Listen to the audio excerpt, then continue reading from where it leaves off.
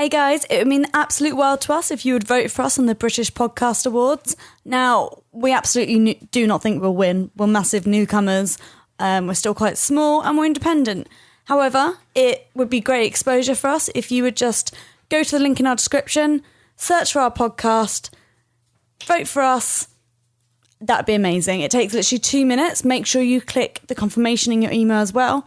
And the great news is you can vote for as many different podcasts you like. So any other independent creators you know and love, chuck them a vote as well. Get supporting. Thank you.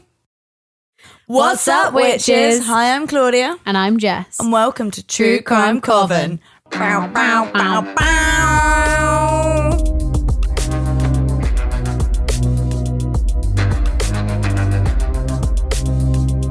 Buongiorno Jessica, come va?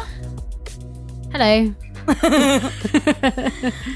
No sprachen di Italian? Nope. Well, you're probably wondering why I started the episode of a bit of Italian. Italian. Didn't know you were fluent, but carry on. Well, shall I tell you the phrases I can say? Go on. So, I can say I'm good and all that shit. But I can say sto ballando, which means I'm dancing. Nice. Sto bevando, which means I'm drinking. Brilliant. Sto cacando, which means I'm pooing. It's escalating. And sto facendo la pipì.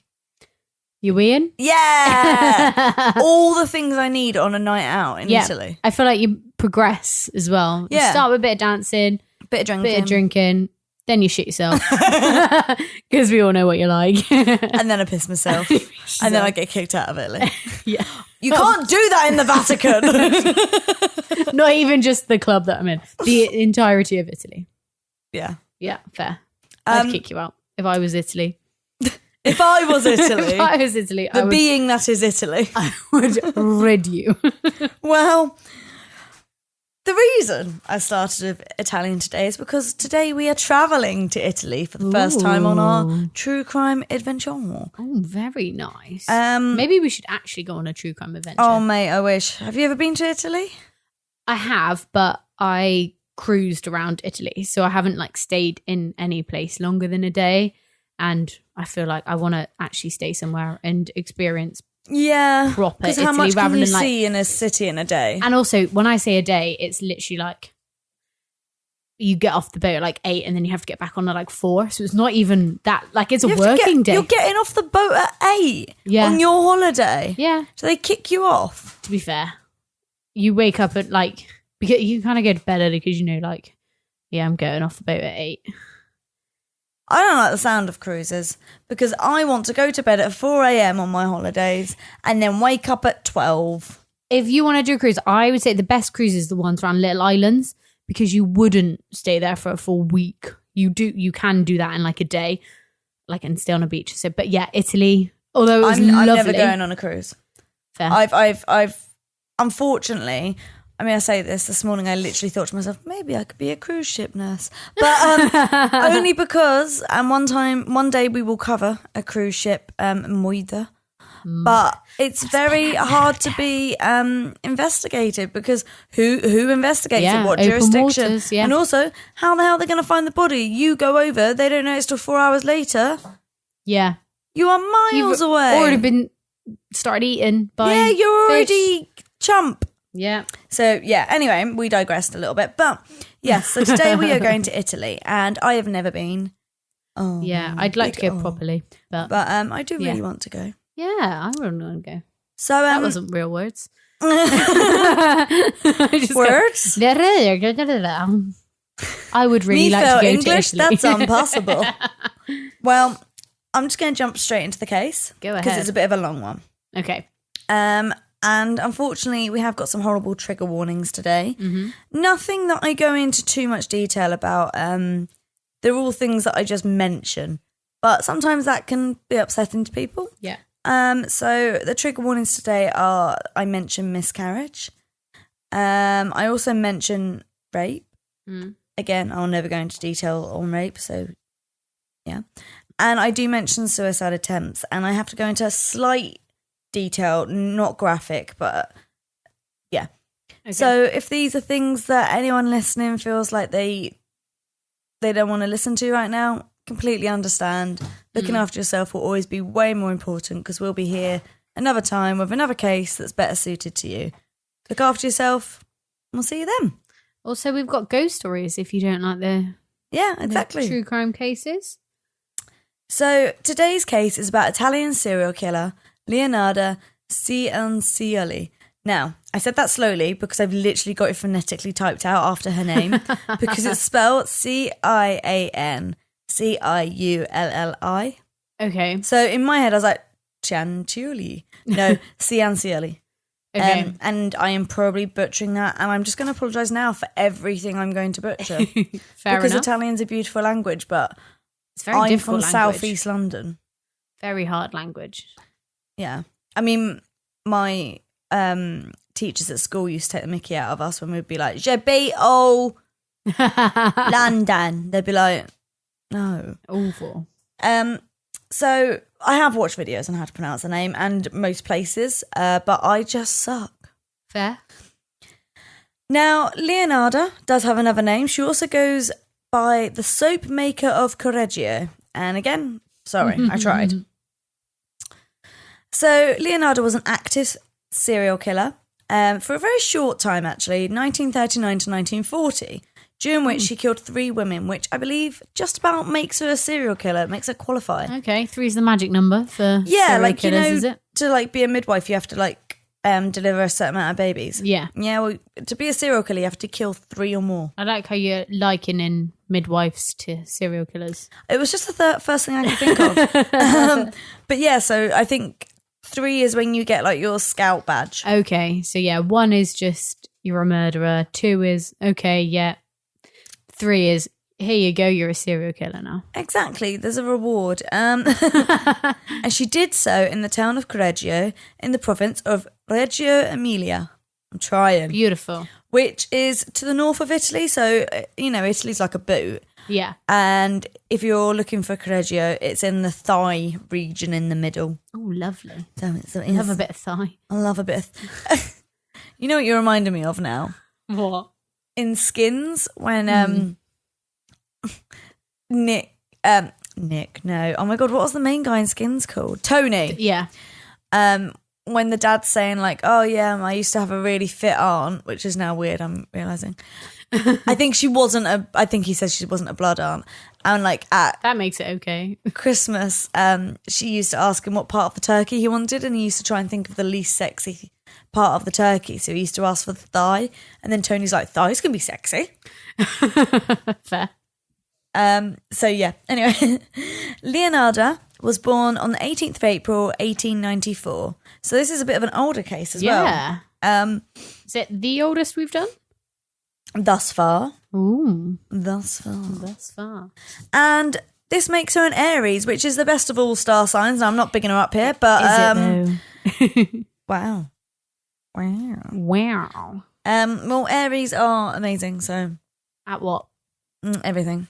Okay, fair. Argument made. She was born in the town of Montella, which is in the province of Avellino, which is actually quite south. So if we're looking at the boot again, it's like the lowest shin of the boot.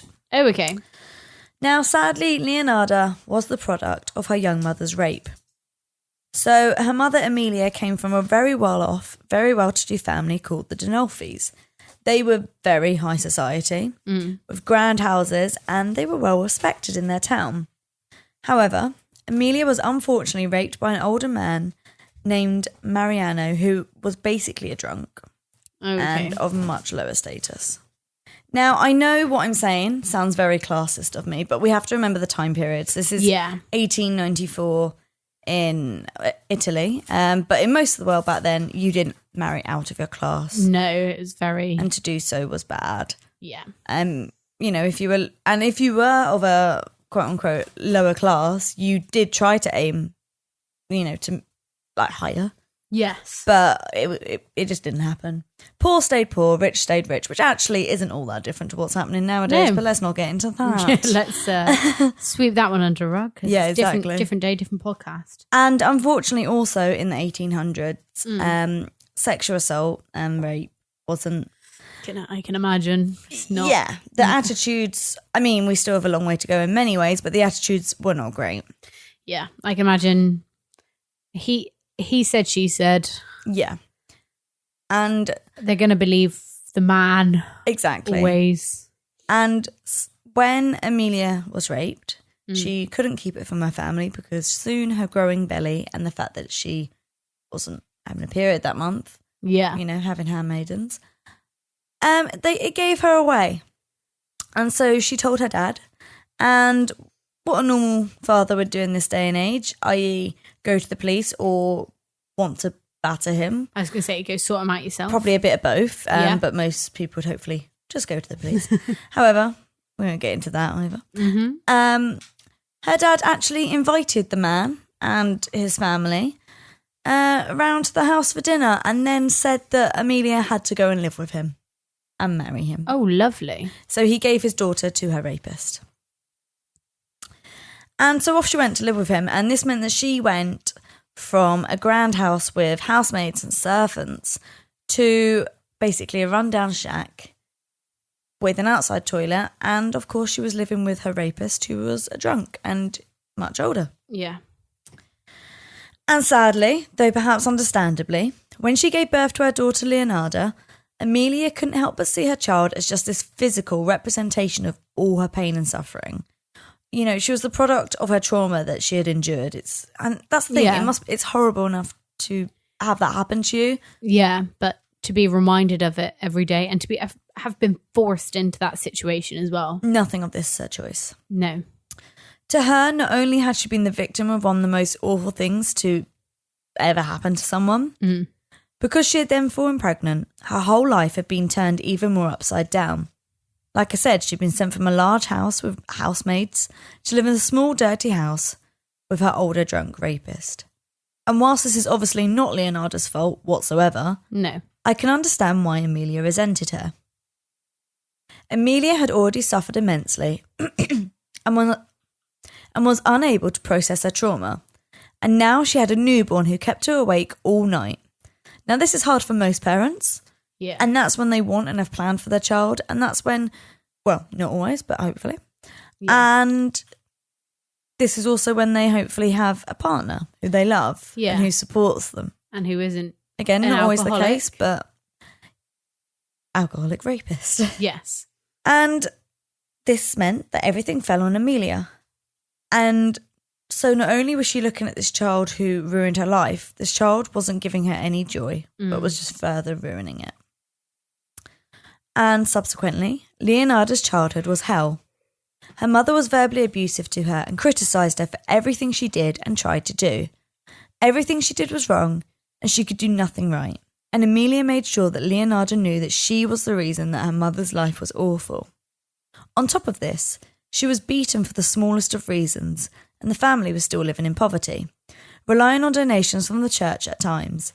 So I think it was like food donations, monetary donations. Oh, okay, bit of everything. Yeah. Yeah. They would move around a lot as well because Mariano didn't have a job. And any money he did have, he then spent on alcohol. He never spent any money on his family. When Leonarda was young, about 3 years old, her father didn't come home one day. And, understandably, Amelia didn't really mind much. Yeah, fair. And to be honest, it wasn't abnormal for him to disappear and then reappear. You know, he was drunk. So it's not any cause for concern at the minute. No. She's probably enjoying the respite of him not being there exactly. for a couple of days, yeah. But after a week, she thought, well, I better go and check this out. And so off she went, Leonarda in tow, and found him at one of his drinking buddies' houses. He was really sick. He had a really high fever, and eventually she managed to get him back to her house. But from there, she put him to bed, and she did nothing. She let nature run its course, and I can't blame her. Yeah, I think for that time, anyone in the same position, I mean, she wouldn't have had money to take him to see a doctor anyway. No. So yeah, just exactly let him cut a bit of karma. Yeah, cut the losses. Yeah. Mariano, I said that really Bristolian. Karma. Mariano then died from his illness, and Leonarda would tell people that she didn't really remember much of And Leonarda would tell people that she didn't remember much about her father, but that her only real memory of him was of her mother spitting onto the earth, covering his coffin at his funeral after everyone had left. And you know what? Good for her. Yeah, fair play. Fuck that guy. Yeah. I think we'd all do the same. Yeah, can't blame her. Now a widow with no income, Amelia tried to go back to her wealthy family. But, pieces of shit that they were, they rejected her and Leonarda. They shunned them for being below them in class and pretended that their daughter and granddaughter didn't exist. In fact, they also shunned them, so, like I said, for being low in class, even though they literally forced her to, like, marry down. Yeah, like that's not her fault. Yeah. Like, she was She raped. didn't even choose to have sex with this guy. Yeah. She was raped and then you were the one who made her do that. Like, she is still your daughter at the end of the day. Yeah, but she married down. So Amelia tried to remarry. She was aiming for another middle-class man who would treat her and her daughter well and care for them. But these guys only saw her as a bit of fun. They didn't really intend to marry her. Oh, okay. She came with too much baggage. She had a kid. She was lower class. So, yeah, she was a good shag. But fair. And so Amelia married a con man instead. Now, this guy did have money for nice things, but it was never earned legitimately. And he was very good at spending any money that did come his way. Plus, he spent it on stuff like fast cars, like fancy jewellery, nice clothes, nice houses. Yeah. But it was very easy come, easy go. Flashy cash rather than like... all show, no go. Like, yeah, actually saving it and putting it very like... towards a rainy day kind of... Exactly. Yeah. Furthermore, he had absolutely no interest in Leonarda. And once again, the little attention that Leonarda did get was all the put-downs and abuse from her mother. And I say little attention because this was when Amelia would start leaving her alone all night to go out with her husband, leaving her young child alone and sometimes without any food. Oh my God. And so, when Leonarda was 13 years old, she tried to take her own life by making a noose out of bedsheets. However, the knots didn't hold and Leonarda fell, crushing her larynx, which is your voice box, meaning that she couldn't speak for about a week afterwards. Less than a year later, Leonarda attempted suicide again by hanging, but she failed again and survived. And whilst we will go on to talk about the horrible things that Leonarda went on to do, my heart does break for her. Yeah, that's very young to try and take your own life. Yeah, but you can see why. Oh my God, yeah. And obviously you said like she couldn't speak for a week. From the sounds of it, no one really noticed if she tried to do it again. Like, you don't try and hang yourself and then have your life turn around because people have noticed like that you need that support system. Yeah, like if you like she's try tried and kill again. yourself, and hopefully that is enough to get some sort of support, even if it's not from professionals, because that's very difficult. Yeah. Family, friends. Yeah. But no. And in fact, her mum didn't even notice that she couldn't speak for a week. Wow. So, yeah. Like, She no one clearly- cared enough to notice. I know mental health was not a thing back then. And obviously there was probably nowhere she could go get professional help from, but to live with two people who ignored you that much, that one, you felt the need to take your own life in the first place. Yeah. But two, for you to do that and them not even notice. Yeah, they didn't notice the marks on her neck. They didn't notice that she couldn't speak for a week. Basically, no one gave a fuck. Oh, but yeah. As you said, I know what she does is like obviously not forgivable. Like, she did murder 3 people. Yeah, but there's better ways to deal with that. But also, what chance does she have in life? yeah, like at this stage? She's got absolutely nothing going for her. Exactly. Awkward. Like, that's a horrible, horrible childhood. However, despite everything she was going through internally, externally, Leonarda presented herself to be coping. She was the definition of high functioning, and she was reportedly beautiful, being graced with her mother's good looks. And for once, her mother began to notice her too. Or rather, notice the opportunity which she had to get her daughter married off to a good man of high status, which could then improve both their lives. However, Leonarda met a man named Raffaele Pensardi, who worked as a registry office clerk. The two would begin to date eventually falling in love, and Raffaele proposed to her. This upset her mother because Raffaele was low paid and he didn't come from wealth or privilege. But to Leonarda, he was her ticket out of the hellhole of her life with her mum and stepdad. Plus, he was hard-working. But most importantly, he treated Leonarda well. He offered her stability and security, things that she had never had, and so obviously craved. And he loved her. He genuinely loved her. But here's the thing. When Leonarda went to tell her mother that Raffaele had proposed, Emilia got upset because she had a line of well-off suitors lined up for her daughter. But she didn't tell Leonarda this. No. Leonarda had no idea that her mum had been trying to marry her off at all. And so to her mother's anger was just more of her usual abuse that she would hurl at her. So she told her mother that she was going to marry Raffaele, and that was that. Emilia's response to this was to turn to her daughter and calmly say, "You will live a miserable life until the day you die." These were the last words she ever spoke to Leonarda. And, in Leonarda's mind, this was a curse that her mother had just put on her. It wasn't a statement or a comment or another hurtful line thrown at her, but a curse. You see, Leonarda was very superstitious, as were a lot of people in Italy and the world at the time, due to the history of Romany travellers and the pagan beliefs they had, which also had spiritual and magical elements to them. And so, these words held weight, and they would stick in Leonarda's mind for the rest of her life. Now, her marriage to Raffaele was good. He was a kind man. He didn't get mad at Leonarda if she did something slightly wrong, and this wasn't something that she was used to. She was used to constant criticism, and whilst her husband was nurturing, she was hard on herself. Her inner voice was critical of herself, and I mean, of course it was. If this was happening today, Leonarda could have got cognitive behavioural therapy, CBT, which is the type of counselling that looks to change your negative thought patterns and, start creating healthier ways of thinking. Yeah. She could have learnt to love herself. Yeah. But of course, this wasn't an option for her. And instead, she never thought of herself as good enough. And this would come to play a huge part in her life. Leonarda's health started to decline and she began to suffer seizures. This caused great anxiety to her and she was constantly on edge, not knowing when she would next begin fitting. Now, it should be noted that these weren't epileptic seizures. Oh, okay. And this is something that we call functional neurological disorder, FND.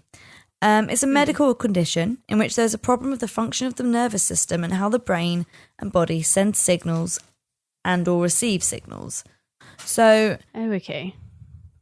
A lot of the time people have these fits and it's brought on by stuff like stress or it's a behavioural thing, and it doesn't mean they're necessarily faking it.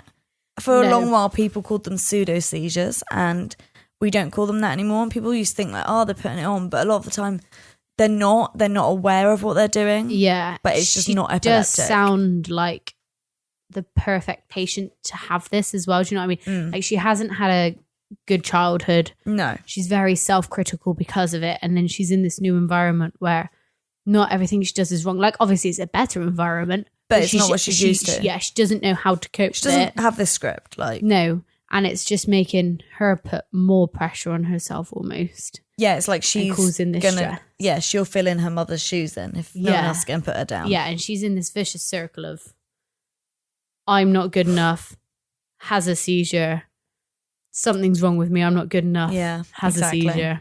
Yeah. Around this time, a travelling fair came to where Leonarda lived, and she heard that there was a Romany palm reader there. This intrigued her. Me too, girl. And so she paid the woman a visit. When she met the palm reader, she held out her hands and warned the woman that she had been cursed and told her not to be surprised by whatever misfortune she sees on her palms. Leonarda then asked her if she was going to die, something she was worried about due to her ongoing health problems. The reader took Leonarda's hands in her own and stared at them intently for a while. She then said, "You are not going to die for a long time, but you will live a long life of sadness and outlive all of your children." Gee, thanks. Wow, yeah. And to Leonarda, this was linked to her mother's curse. You see, all Leonarda wanted to do was to be a good housewife and a good mother.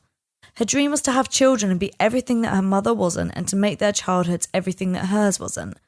And this is one of those things where a lot of people think like, oh, abused people go on to abuse. And actually more likely they go on to be amazing, loving people who aren't wired necessarily well, not always, but like, for example, Leonarda isn't very good mentally, but she never abused her children. She loved her children. Yeah. Because she is trying not to make the same mistakes. Yeah, she's trying to make sure that her children don't have the same experience that she had. Exactly. Yeah. And so Leonarda had been trying to get pregnant since she had married Raffaele, but it just wasn't happening for her. She originally blamed herself, of course. Yeah. Blamed her perceived incompetence as a wife and saw it as another way that she fell short, another failing of hers. But now she realised that her problems with conceiving were due to her mother's curse. This was her mother making sure that she had a miserable life. 3 years into married life, Leonarda would eventually fall pregnant. And while she was happy, she also became anxious, which is normal for pregnant women. Yeah, definitely. But she became more anxious than ever, and she was already quite an anxious person. Yeah, I bet. Also, you can tell, like, her mother plays a lot on her mind. Yeah. Like, of course, because she needs therapy, girl. And that's, really she needs like a good solid mother figure in her life. But obviously every little thing that goes wrong in her life, it's like, oh, my mum's curse. Yeah, exactly. Yeah. She began to feel more anxious than ever, feeling the need to protect her baby from the curse that she believed was put upon her. This stress began to impact her health and cause more seizures, one of which even caused her to fall down the stairs at one point. Sadly, 3 months into her pregnancy, Leonarda suffered a miscarriage. This further cemented her fixation of the curse that her mother had put on her in her mind. You can see why. Yeah. Leonarda would go on to fall pregnant 17 times in total. Wow. But would sadly suffer 3 miscarriages, and despite giving birth to 14 babies in total, 10 of her children would die very young, 7 of them before the age of 3, meaning that only 4 children made it to adulthood. Wow. 17 pregnancies. Oh my God. I can't even imagine, like, the thought of getting pregnant 17 times. I know, right? Let alone, like, only 4 of them surviving. I mean, I suppose in all fairness, contraception didn't exist at this point. So getting pregnant in terms of not getting pregnant was easier, clearly not, but getting pregnant accidentally was easier. It was easier. Yeah, and obviously healthcare wasn't what it was. And knowledge wasn't what it was. Yeah, so people would often... Like a lot of people would have miscarriages were higher and infant deaths were higher. There wasn't scans and there wasn't blood tests and And also a lot of women believed that if they just washed themselves down below after sex or like that'd be it. Yeah. Went into like weird positions, then that's fine. That's how you stop yourself getting pregnant. Yeah. In 1921, Raffaele and Leonarda moved to Raffaele's hometown of Lauria in southern Italy. And here they would receive support and love from Raffaele's family, something that was completely foreign to Leonarda. And for once in her life, she had a family surrounding her who loved her. Things would only look up when she fell pregnant again, and this time she gave birth to a baby boy in 1922, whom she named Giuseppe. And he became her world. He was her miracle baby, and she loved him with all of her heart. So much so that she refused to leave his side for fear of losing him, which is understandable. Yeah, you can see why. Yeah. After Giuseppe, she suffered another miscarriage. She then gave birth to 3 babies, 2 boys and a girl. But sadly, one of the boys would die from an illness that the doctors could never fully explain, and the little girl died from what seemed to be pneumonia. Her and Raffaele would continue to have children, but, as stated before, most of them would not survive. And so I think we can really see why Leonarda was anxious about always wanting to be around her kids. Yeah. And scared to let them out of her sight. The palm reader's predictions were coming true, and her mother's curse was still causing her the greatest of misfortunes. Yeah. I mean, all in all, it sounds like her life is getting better. She's got a way better support system with lovely husband in Raffaele and his family that they're now living with. Sounds like she's in a better place, but obviously still being haunted by this curse and obviously by what the fortune teller said. Yeah, it's just cemented it. Yeah. And in a way, it's sort of, I'm not saying that this is why she miscarried at all or why her children died, but in terms of like her noticing these things, if something like that's playing on your mind, you're more likely to notice all the things that go wrong than you are all the things that go right. And I'm not saying, look on the bright side, at least you have like healthy children. I'm not saying that. No, because that's still a lot. But it's like anyone. If you've got like a positive outset, you notice the positives more. If you've got a negative outlook, you notice the negatives more. Yeah. And whilst I think that this woman is contending with a lot and there's a lot of negatives for her to notice. Yeah. But she's naturally going to notice them more because she's always got it in the back of her mind that something bad's going to happen. It's like if you break a mirror and you think you've got 7 years bad luck, you're going to notice more bad luck. Exactly. Happening to you rather than if you think you're a lucky person. Yeah. You'll notice all like the good things that happen to you. A lot of people think that they can like change the universe and like set their own path, and the reason I don't believe that is because I don't think you change the universe per se. I think you change your perception of the universe. Yeah, but that's another story. Yeah, a bit off tangent, but but with more mouths to feed, Leonarda needed to get a job. Raffaele was working hard, but he wasn't receiving any promotions, which Leonarda put down to the curse. Fair enough. And so Leonarda would need to leave her children's sides to go out and work. Raffaele managed to find her a job working nights cleaning the village bank, and he compromised for her that she could spend all day with the kids being right by their sides, but then at night, whilst they were asleep and safe with him, their father, she could earn money to help keep the family going. So she took it. Fair. Now, of course, at a cleaning job, you learn about all different cleaning supplies and chemicals and how good they are at getting certain stains out of this and certain dirt out of that. Yeah. And remember this, because this will come to serve her much later on. Okay. However, this job didn't pay much, and worse still, whilst working one night, her and Raffaele's 10th child died. And with this immense loss, Leonarda decided that what would fix their problems was money. Again, I feel this. Yep. Because then she and her family could afford to move to the countryside where there was fresher air and less disease and dirt, and they could finally afford to have doctors come out regularly when their children were sick. And so perhaps she could protect them and keep them that much safer and healthier. And with this, Leonarda had a plan. Now, it wasn't a good plan. Okay. She decided to set up a bank account at the bank, and then through forging bank ledgers, she made it look as though she had a large amount of money in her account. This didn't work. I was going to say, like, I get, yes, she needs money and she's coming from the right place. Like, yes, the air quality will be better in the country, and yes, money will help you get doctors. And there'll be like less people living in a small environment. So less chance of disease spreading. Yeah. Less rats. But what you're talking about is fraud. Yeah. And I don't feel like that's ever a good idea. And the bank, no. So the bank employed, I believe, her husband. Yeah. And her.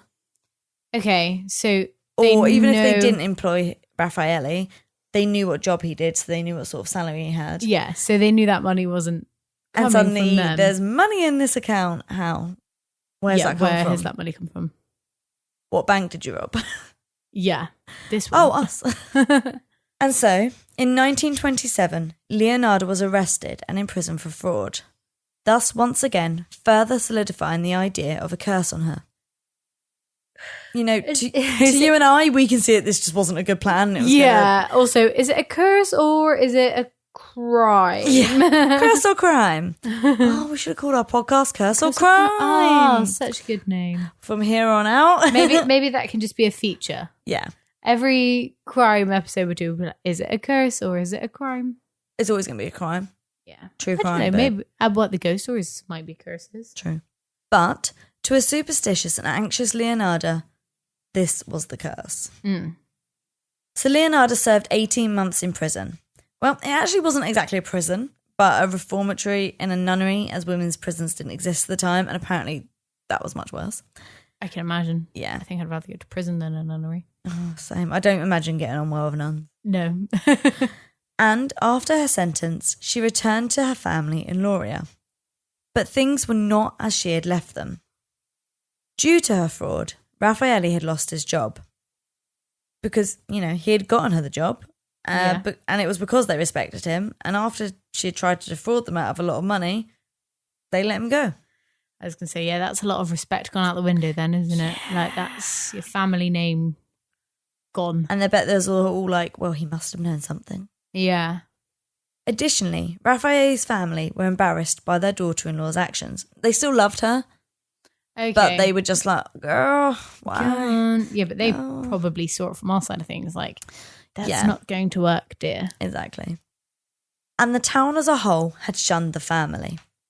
And so, Raffaele and Leonarda moved further south to Lacedonia in Avellino. I think I'm saying that right. Okay. It might be Lacedonia. That sounds a bit more Italian. Let me know. Lacedonia. Don't know. We're spitballing here. And life was good again for a while, with Leonarda even falling pregnant again. And it was during this pregnancy that Leonarda heard that there were Romany travellers nearby, and that amongst them was a well-renowned and gifted fortune teller. So, of course, Leonarda wanted to pay them a visit, which I feel like is a bad idea. It's not gone well so far. Yeah. Also, I feel like if you walk into a fortune teller going, by the way, I'm cursed, they're going to be like, oh, yes, I see the curse. But now bad things are going to happen and you can buy this stuff to stop it. Yeah, yeah.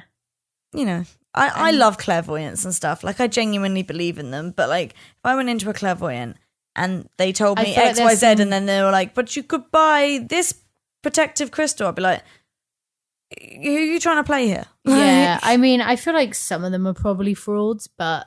Yeah. Or, like, people who are just dicks in every profession. Yeah. Or people who are very good at reading people rather than... Like, more like mentalists. Yeah. Like Darren Brown is a mentalist. Yeah. Rather than being able to speak to spirits, they're just very good at picking up cues and reading body language. Telling people what they want to hear. Yeah, exactly. So, off she went. And this time, the fortune teller told Leonarda that, in your right hand, I see prison. In your left, a criminal asylum. So yeah. Great outcomes. No, not great news. This woman honestly gets the worst fortunes I've ever heard. Yeah. And of course, this added to her anxiety and her belief in her mother's curse. Imagine someone telling you that you're either going to go to prison. Prison? Prison. I mean, I never want to go to prison either, to be fair. That's my idea of Again, I'd rather go to prison than prison. Imagine you get told you're either going to prison or, like, what was it, a criminal? Criminal asylum. Yeah. I was going to say, they're not called asylums nowadays, are they? They're just... No, there is a club called Asylum in London. I don't want to go there either. Again, yeah. Actually, it's meant to be quite good. I'll stick to Thekla if I have to go to a club. Yeah, though I do go in now and I'm like, you are all children. Yeah, I feel so old. Also, last time I went in there were girls in dresses and heels. I was like, this is not the Thekla vibe. Like Converse and shorts. Oh yeah, I've only ever gone there after a gig.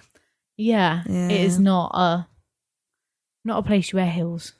No. It's a boat, for God's sake. What a motherfucker. Don't you ever forget.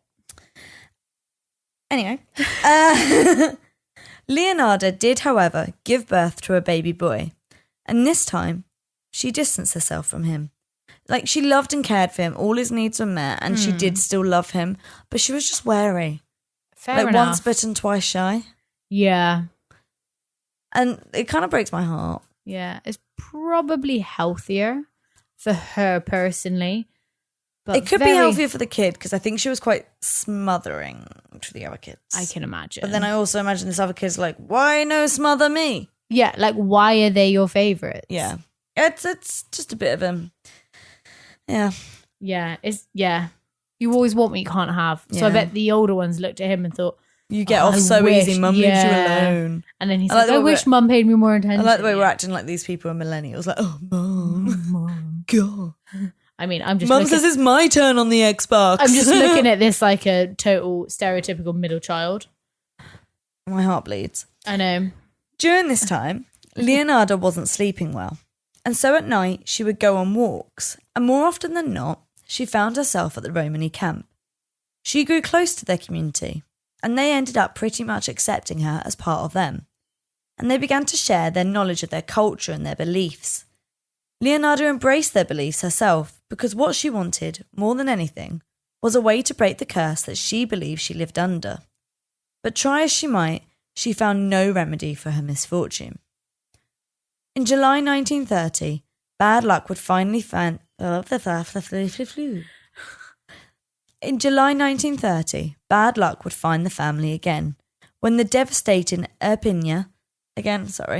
earthquake, which had a magnitude of 6.6, which means it caused devastating damage around the epicenter, which happened to be near the boundaries of 3 regions, one of which being Campania, where Lacedonia is located. 1,404 people were killed, with up to 7,000 people injured. Wow. Thankfully, Leonarda, Raffaele and their children were safe.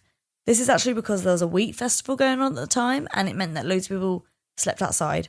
So had the wheat festival not been going on at the same time, most people would have been in their beds because it happened just after midnight. Oh, okay. And therefore more people would have died. Wow. So sleeping outside saved their lives. Exactly. Oh, maybe we should all go camping more. So they were safe, but their house was destroyed, along with pretty much every other home and building in the town. So the family moved again, this time venturing to northern Italy and settling in Correggio, where the family were welcomed with open arms. Leonarda became popular and well respected in her neighbourhood. The home they had moved into had a shop connected to it, and eventually Leonarda decided to make use of the space and thought she might as well start selling out of it. Basically, they were paying more for their rent to have it, so why not? Well, yeah, definitely. But she wondered what she could sell. Well, this is where her knowledge of different chemicals she had learnt as a cleaner in the bank came in handy. And she decided to try her hand at making soap. It turned out that she was good at it. She made amazing soap. Everyone loved them.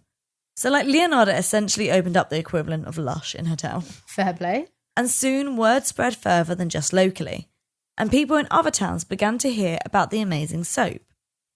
And she was making great money from this soap. Fair play to her. With all this good fortune, Leonarda's confidence grew, and soon she told the people in her town and her customers about her other abilities, namely those that she had learnt from the Romani travelling community. She told everyone about her gift of sight and that she could read their palms and tell their fortunes. So people came to her, not only to buy soap, but to also hear their fates and hear their fortunes. Which, that sounds kind of lit. Yeah, if Lush did that, yeah. Come in, try this soap while you're here. And here's a bubble bear. Yeah. Here's a bath bomb. Let me read your palms. I'll tell you your future. I'll read your cards. I think that'd be pretty cool. Yeah, I'm down. There's a gap in the market for that. If anyone out there can make soap and read palms. I mean, I can try and make soap and you can try and read palms. Why are we giving away our ideas? I'm not And we can call it Leonarda's. And people will be like, where did that come from? And I'll be like, none of your beeswax. Murder. Could you imagine if we were just like, murder? Yeah. So we actually killed someone and it inspired us to start the shop. We killed someone? Yep. Oh. Didn't think we were talking about that. Another episode, another day. No, another day. And it seems that Leonarda was good at this too. She was good at reading people's fortunes because often her predictions would come true. And whether you believe in it or not, this is only going to cement people's beliefs in her abilities. Yeah. And those who are curious are surely going to think, heck, why not? And even the Romani community respected her. And when they were travelling through her town, they would come and see her and chat with her and barter for her soap with their tarot decks and books about spirituality and magic. She would also tell them about the curse she believed was still looming over her and her family. You see, while she was finally experiencing wealth and friendship and happiness, She always felt as though it could be snatched away from her at any moment by her mother's curse. So she confided in the Romany travellers and told them of her wish to be rid of the curse once and for all. These Romany travellers would then continue on and come across other Romany communities and tell them of Leonarda's curse and her deep wish to be free from its clutches. Soon she began to receive letters from others interested in the spiritual teachings that she was, and she would write back to these people, receiving replies once again with information about all different beliefs. Oh. Naturally, it wouldn't be long before Leonarda decided to put these practices into action. She began making charm bags filled with herbs and blessed objects, and these could be purchased and then kept on someone's persons to protect them and bring them good luck and fortune. And these were all different types. So there was like protection, and there was fertility, and there was wealth. Okay. So she's like growing her shop as well as her knowledge. She's a boss bitch. Yeah, she's doing well. And boss also witch. Boss bitch. Boss witch. Oh, boss witch. Yeah. I like it. But also, yeah, she's growing her shop. She's growing what she sells. She's growing her skills. Mm-hmm. And she's also trying to potentially rid herself of this curse. Yeah. It sounds like a really positive time in her life. Yeah. If only she could forget about the curse, though, I think things would go better. Yeah. Obviously we've touched on mental health wasn't a thing back in these. Mental who? Yeah, literally. Still got a long way to go, as you said, but we've also come a long way. Yeah, we have also come a long way. And she clearly has some form of, I don't know, anxiety disorder, paranoia. Definitely. Maybe even PTSD. Yeah. She's traumatized by what her mum has done to her. Yeah, fair play. And she can't live although she is high functioning, she also... But high functioning means that you're like a duck, aren't you? Like all serene on top, but paddling under the waves. Oh, God, yeah. Talking about myself. But she's obviously, doing well for herself, but there's obviously this lingering fear. It's all going to come crashing just in down. the background. Mm. However, whilst Leonarda mostly used her knowledge to create good spells, such as the charm bags, she also began learning about spells and ways in which she could bring harm to people. And she did this in order to try and rid herself of the curse. After all, in her mind, the curse was evil and dark, and therefore she would have to use evil and dark teachings if she wanted to defeat it. I mean, I guess if you've tried all the good stuff. Yeah, fight fire with fire. Yeah. In 1939, her eldest and favourite son, her miracle baby Giuseppe, turned 17 years old, and he decided to join the Italian army as World War II loomed. This terrified Leonarda, which is pretty normal, it terrifies anyone. Yeah. And to her, World War I was still very, it just happened as well, and she'd seen all these people effectively go to war and be sent to death. Yeah. And no one damned wants if she was going to let that happen to her baby. Yeah. No one wants to send their child into that, let alone someone who is this. She's almost dependent on her child. Yeah. It's not a healthy. Yeah. She lives to look after her children. Any parent must be scared if their child is sent to war. But when you have lost so many children, this fear must be amplified.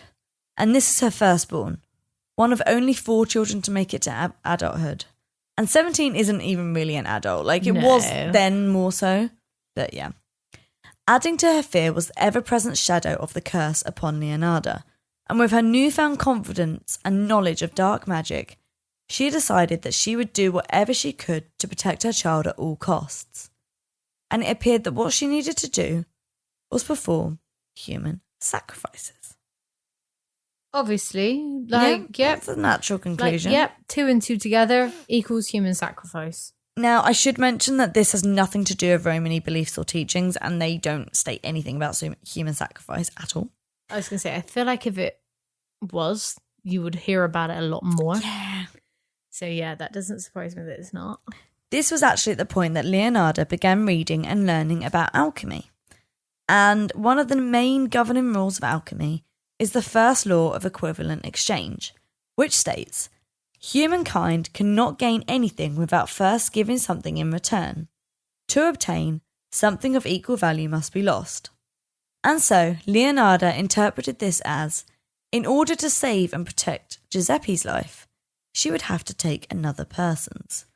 I mean, I can kind of see how she put that together. Yeah, but also it's quite a big... It's a bit jump. extreme. Yeah. Maybe you could just like...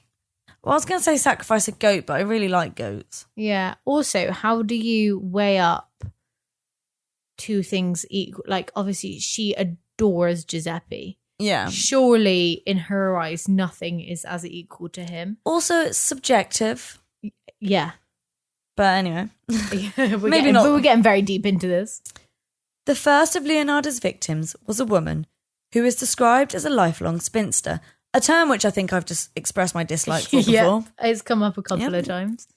Her name was Faustina Setti, and her exact age isn't known, but reports state between 50 and 75. Some say 50, some say 75. It's not even that old. No, but then it was. 50's the new 30. Oh, okay. Do you know what I mean? Like, I used to think 30 was like proper old, and now I'm like, 50's young. Yeah, I don't think old is until you're like 75, 80. Yeah, whenever we get a patient at work and they're like under 80, well, I'm like, oh, they're so young. Yeah, no, same. Faustina had originally sought Leonarda out to help her find a husband. You see, like, she wasn't a spinster because she wanted to be. Oh, okay. She wanted.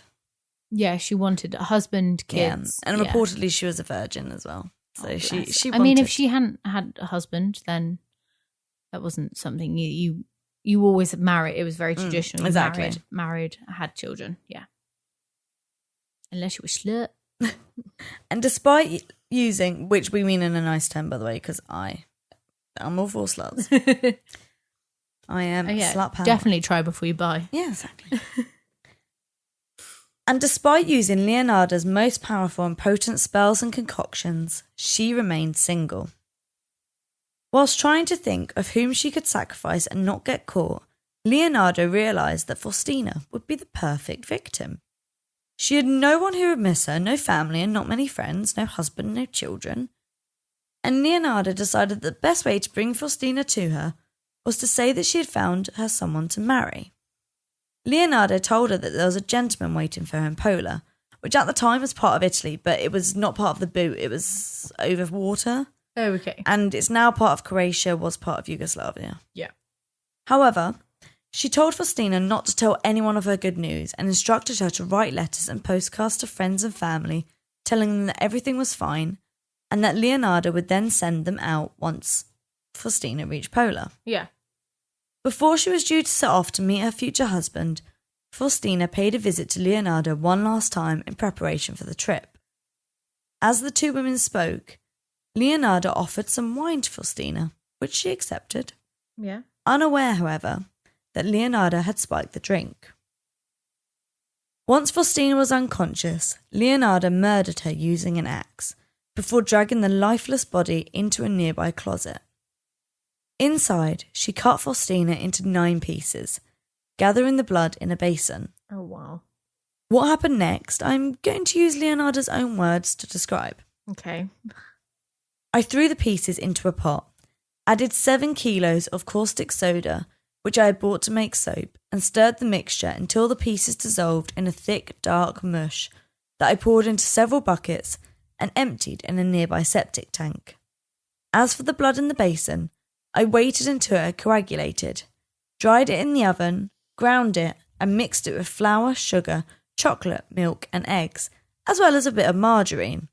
Kneading all the ingredients together, I made lots of crunchy tea cakes and served them to the ladies who came to visit, though Giuseppe and I also ate them. This is sounding very Sweeney Todd. Well, it's funny you should say that, because my next line is literally, and I'm just going to read it out. Yeah. Sometimes Leonarda is likened to the Sweeney Todd of Italy, and I can see why, can't you? Yes, definitely. Feeding, I mean, I guess in this case it is just blood and not the meat. So obviously in Sweeney Todd they get the meat from I'm still going to say if you gave me a cookie with blood in it. Yeah, any I form would be of pissed. I wouldn't be like, and if you were like, at least there's not finger raisins, I'd be like, fuck off. Oh yeah, that makes it so much better. Oh, you're right. That's okay. Sure, like, I mean, I guess you probably wouldn't taste it if she mixed everything else in, but... Yeah, we'll get on to that. Oh, God. But yeah, definitely Sweeney Todd-esque. Yeah. So the caustic soda, like she said, is something that she had laying around. She used it to render animal fat into her soaps, which is also something you see in Fight Club. Yeah. They use human fat from, I think it's from a hospital or something, to make soap. So that, Yeah. So that's why she had it laying around. Now, caustic soda will dissolve every part of a human, like teeth, hair. Oh, wow, okay. And obviously she knew that from her use of chemicals. Exactement. In her cleaning job. Wonderful. Now, she was going to use the body fat that was in the pot to make into soap for Giuseppe, thus completing the sacrifice ritual. So she was going to basically make this soap, rub it on him, he'd be safe. He was also going to eat these blood cookies, he'd be safe. Bob's your uncle, bish bash bosh, Fanny's off he your goes. But the thick dark mush was not what she had expected and was certainly not good enough to use in her usually amazing soaps, hence pouring it away. Okay. However, she hoped by feeding him some of the tea cakes that she had made using Faustina's blood that she would at least have some sort of protective effect on her baby. Fair enough. Leonarda also asked Giuseppe to mail Faustina's letter the next day, ensuring that her few family and friends wouldn't worry about her sudden disappearance. Some sources state that Leonarda also received Faustina's life savings of around 30,000 lira as payment. So this is kind of hard to convert. One, because lira is obsolete and not used. Two, because I'm a fucking idiot. So fair. It's basically what I did was I looked up how much lira that is in pounds, and then I looked up how much that would be worth today in pounds. Okay, so like I also sounded a bit Bristolian then at one point. Pains. Yeah, so basically you did the exchange rate and then you calculated what the inflation would have made exactly. Which I think my maths works out. Fair. So I think it's equivalent to around £13, which in today's money is £593, so just shy of 600, which is not too shabby. Yeah. So to her, she's like, I'm saving my son's life and I'm getting 600 quid. Yeah, got an extra £600. Yeah. Not to be sniffed at. I'll take 600 quid any day. And obviously, we know that she didn't get away with it because otherwise we wouldn't be doing this podcast about her. No. But obviously at this point she's thinking, I've picked the perfect victim. I've got rid of all the evidence. No one's ever going to know. Well, she actually didn't think she'd picked the perfect victim. Okay. So with this sacrifice not going quite as planned, Leonarda decided it was because she had tried to sacrifice an unequal life for her sons. She had chosen an older, unhappy woman rather than a vibrant young man with his whole life ahead of him. Leonarda realised that she needed to kill again, but she needed a more equal life. Yeah. So she chose her second victim, 55-year-old Francesca Soavi, who also lived in Correggio.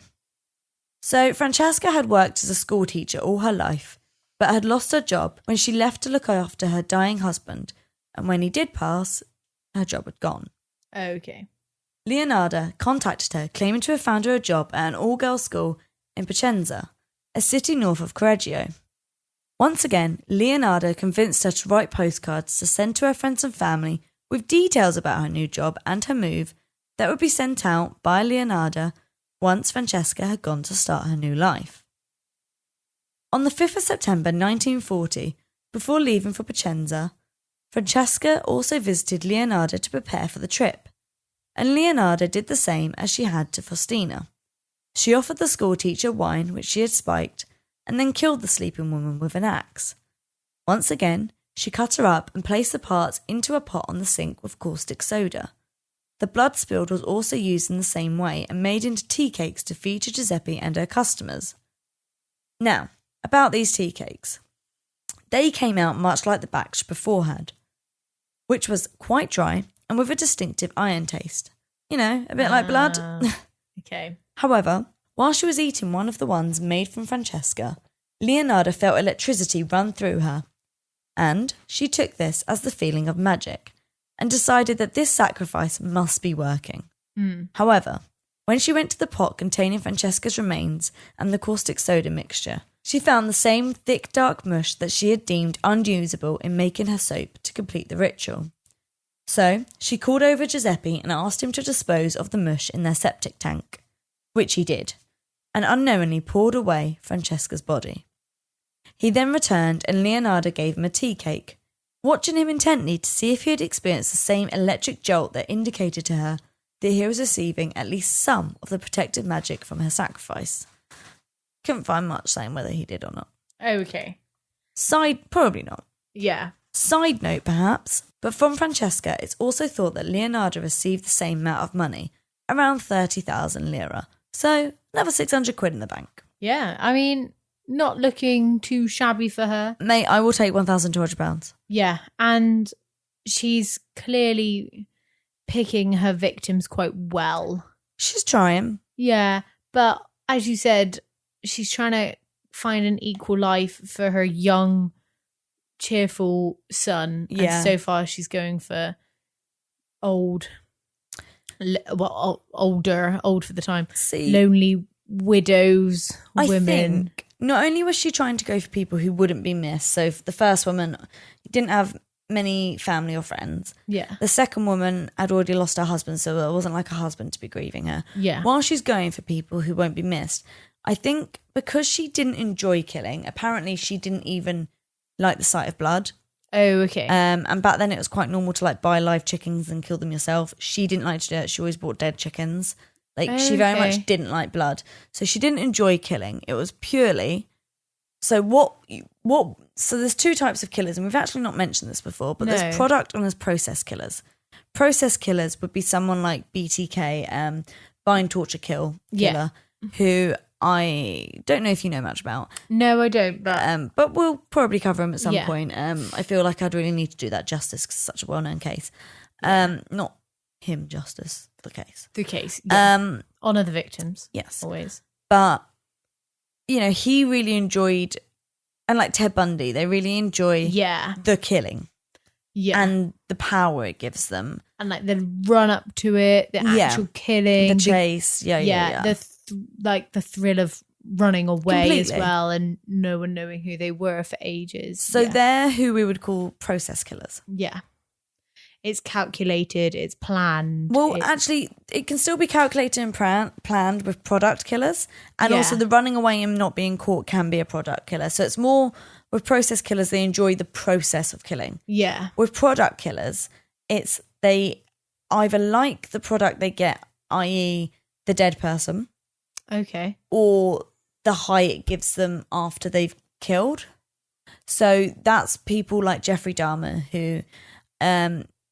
is again another huge case who many people will be aware of, but if you're not, he killed because he wanted someone like a lover who couldn't leave him, but he had to get blackout drunk to kill because he hated killing. So he very much was all about just having the product afterwards. He wanted the dead body. Exactly. So in this, Leonarda is very much a product killer because to her it's not about the killing. She absolutely hates that, would happily never kill, but it's the product of having this sacrificed human that she believes will then in turn break a curse and protect her child. Okay, fair. So I think she's also picking these people because to her it's like I think by picking these women, she's sort of like they've had their lives. So I think there's a little bit of it's easier for her to sleep at night. And they don't have big families who will miss them. They don't have young children who were reliant on them. So I think as much as she's like trying to pick an equal life and pick someone who wouldn't be missed, I think part of it is the guilt that she's even killing at all. That's my thought. So Leonarda knew that she needed to kill again. She needed to get it right. Again, she hates killing, and she's on victim number 2, about to do number 3. So she's like, right, what am I going to do? Come on, She thought that perhaps where she'd been going wrong was that she still wasn't choosing the right kind of victim, like you said. When her son went away to war, she was going to feel pain and loss and sadness. And so she decided that her sacrifice of her next human needed to be someone that she would feel pain and loss and sadness over. And as Correggio would be losing a fine young man, who was also a good worker for the town and a good suitor for the young women in the town, she needed to sacrifice someone who would also be a loss to Correggio. But who could she find who would tick all of those boxes? Well, the answer came to her in the form of a friend and local celebrity, Virginia Cacioppo. Virginia was a former soprano, which is a classical singer who uses like the highest vocal range, and she was well loved by both Leonarda and the community of Correggio.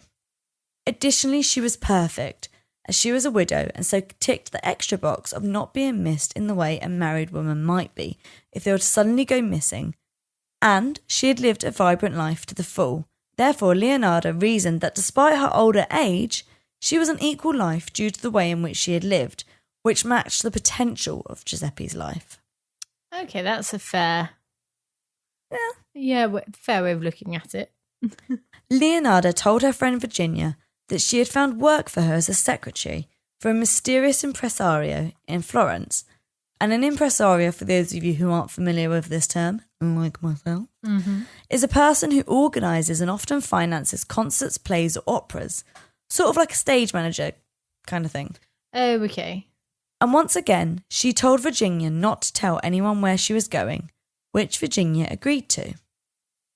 On September 30th, 1940, Virginia came to pay her friend Leonarda one last visit before she left for Florence, and she too was subdued with spiked wine and cut up and placed in the pot.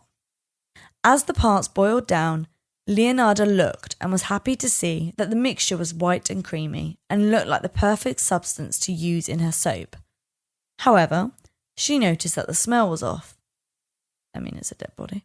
Yeah. And so she rifled through Virginia's suitcases that she had brought along for her trip to Florence and found her bottle of perfume. Deciding that this would be the cure for the smell, she dumped the whole bottle in and smiled as the sweet perfume filled the room. Finally, Leonarda was able to make what she described as some of her best soap ever, and she stated that the tea cakes she had made from Virginia's blood were better too, saying that, quote, "That woman was really sweet." She felt that she had gotten her sacrifice right this time. And I don't think it hurt that Leonarda received 50,000 lira, which is equivalent to roughly £1,005, I think, today, as well as assorted jewellery and public bonds. She was even able to sell the expensive clothes and shoes that Virginia had packed into her luggage. Which is fair, but... I mean, I'm kind of wondering, like, why people aren't suspicious that she's suddenly selling clothes, but I guess she could be like, oh, Virginia went away and left me them. Yeah, I guess. Also, if she was a very well-loved person in the community... Surely she'd have, like, some sort of, like, leaving pie. Yeah, and also, like, surely people would recognise her smell. Yeah, I guess she could just say she used...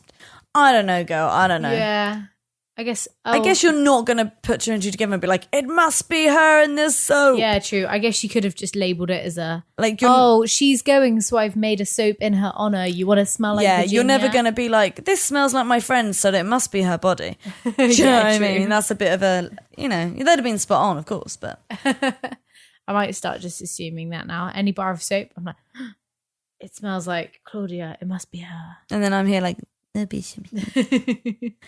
When Giuseppe returned home on September 30th, he found that his mother had run him a bath. And she told him that she was going to wash him herself. Now, she was quite an overbearing mother, and apparently part of the reason he was going to the war was kind of to leave her and not break her heart, but he was like, I need to get away. Yeah, I can see.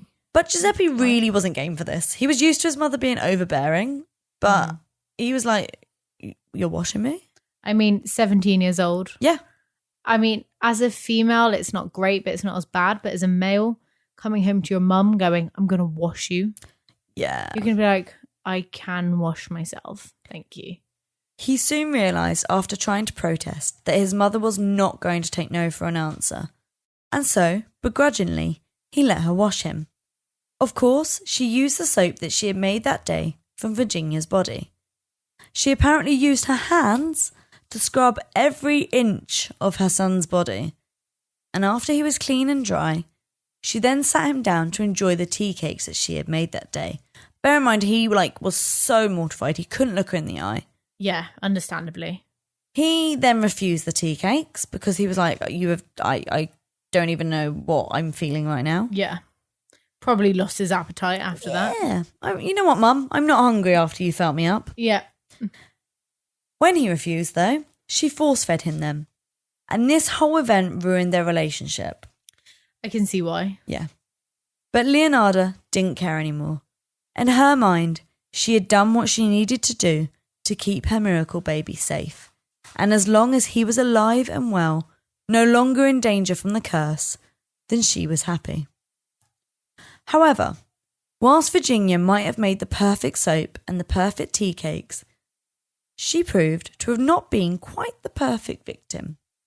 As soon her sister-in-law began to grow suspicious of her sudden disappearance and the fact that she hadn't heard of her. She knew that the last time her sister-in-law was seen, it was upon entering Leonarda's home, and that whilst many people had seen her arrive there, no one had seen her leave. And so, she reported this to the police superintendent, who then opened an investigation into Virginia's disappearance. They paid a visit to Leonarda, and as the police had also started looking into the disappearances of Faustina and Francesca, it was quickly discovered that the link between all three was their relationship with Leonarda. But she remained tight-lipped, denying any knowledge of the three women's whereabouts. That was until they began to ask her if perhaps her son Giuseppe had anything to do with Virginia's sudden disappearance.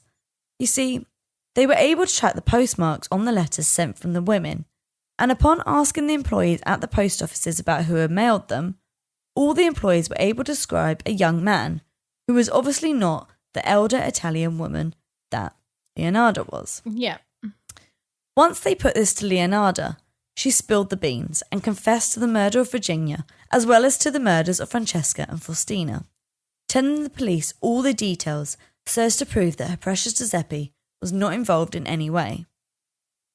Yeah, I mean, imagine going through all of that just for the police To chuck him in prison. Yeah, your son on suspicion of murder. Maybe this curse was true, you know? Yeah, maybe, yeah, I mean, or maybe it just wasn't a well thought out plan. I was going to say, how much of it is curse and how much of it is her self-fulfilling prophecy. Yeah, not thinking things through.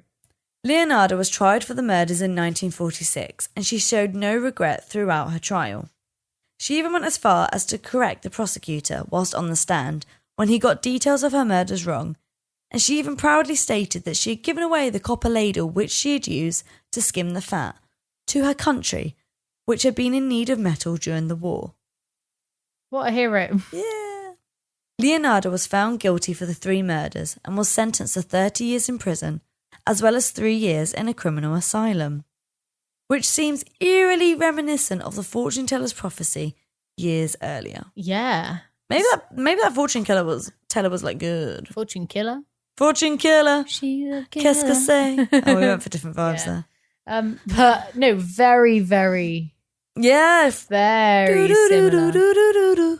She's no phony. No, exactly like that.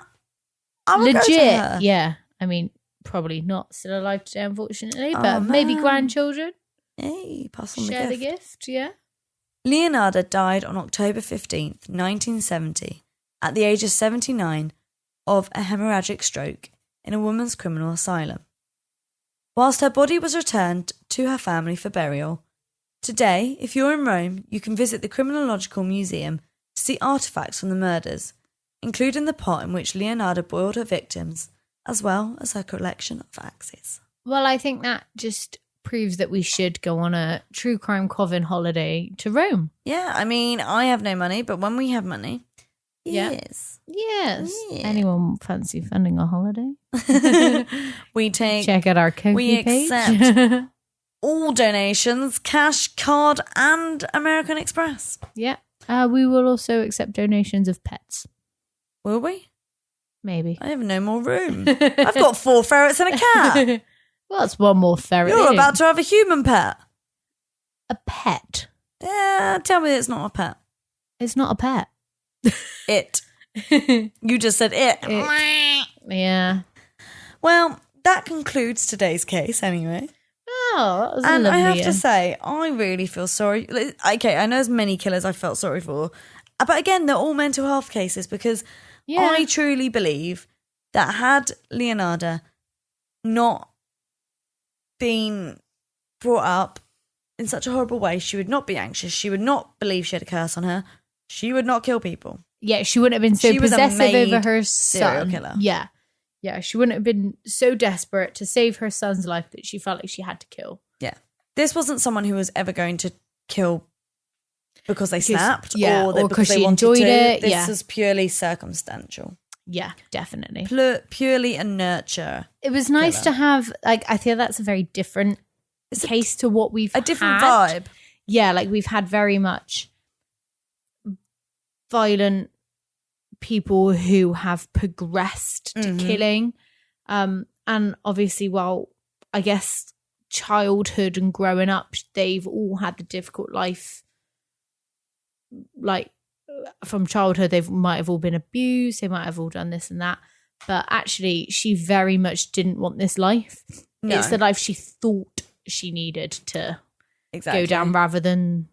Which there's obviously an element of mental health there. Oh, Had definitely. this been a later case, we would be able to talk about the psychological tests and screens that she then had done, and we would have probably a diagnosis. Yeah, and I'd like to know how many like more recent cases are similar to this, or actually do they get picked up as having anxiety, and do they get better help with it? And that's why you don't see or hear about it as often. Probably. And I will say that most people, like we've said before, with mental illness are only a danger to themselves. Oh, yeah, definitely. They're not likely to ever kill. It's just some people, unfortunately, become very unwell. And I mean, she was a danger to herself before she was a danger to other people. Imagine if those suicide attempts were successful and like she would have died at 13, unfortunately. And there's nothing to say that she wasn't always in sort of a state of psychosis or had elements of psychosis, because it seems like perhaps when her seizures got bad was when she was in maybe a state of psychosis. I mean, I'm just spitballing here. Yeah.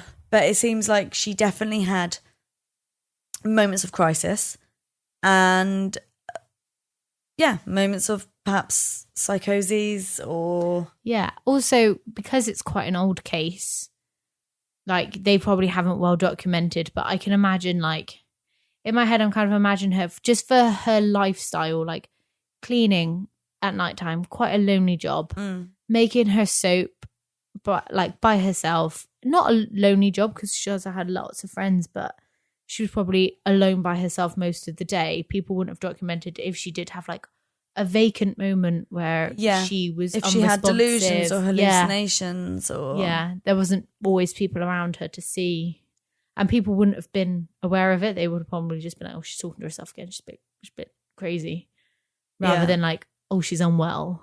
Yeah, exactly. No, it's definitely a different case. I will say that the problem with older cases as well is that historically people are more interested in the killers rather than the victims. And that means that we don't get left with a lot of information about victims. So one of the things that I don't like about covering older cases is that I can't really do the victims justice. Yeah. Obviously, we have covered modern cases where that's a lot easier. Yeah. Well, no, but I mean, we've covered modern cases where we don't know much about the victims because the family don't want to release it. Oh, okay. Completely different story though, because the way you can honour the victims in that and their families is to not go into detail about them. Yeah. Just let them have their privacy. Definitely. But with this, however, with it being an older case, I feel like at least, hopefully, there's less living direct relatives, like close relatives, to offend. Though I wouldn't want to offend a dead person regardless. So literally sometimes look after dead people and work, and we always talk to them like they're still alive. So but the spirit must remain for a bit. It doesn't just and it's all about respect. Like I did last offices for someone today, and you talk to them as you do. Yeah, I think it's just the nice thing to do. But so it's difficult when I can't really do the victims justice. Yeah. But I think in a way Leonarda was a victim herself in this. So I suppose a victim was hopefully done justice. Her mum was a victim as well. There's so many crimes, victims in the story. You know who wasn't a victim? Okay, maybe a victim of substance disorder. Yeah. But that still doesn't mean it's okay to rape people. Lots of people are alcoholics. They don't rape. Yeah. So yeah, you can't use it as an excuse. Yeah. Yeah. And I guess that concludes today. And all that's left to say is stay spooky. Thanks for listening, everyone. If you have a ghost story or case suggestion, you can email it to truecrimecoffinpod@gmail.com. You can find us on Twitter @truecrimecoffin or on Instagram and Facebook where we're @truecrimecoffinpod. Thanks for listening. Bye.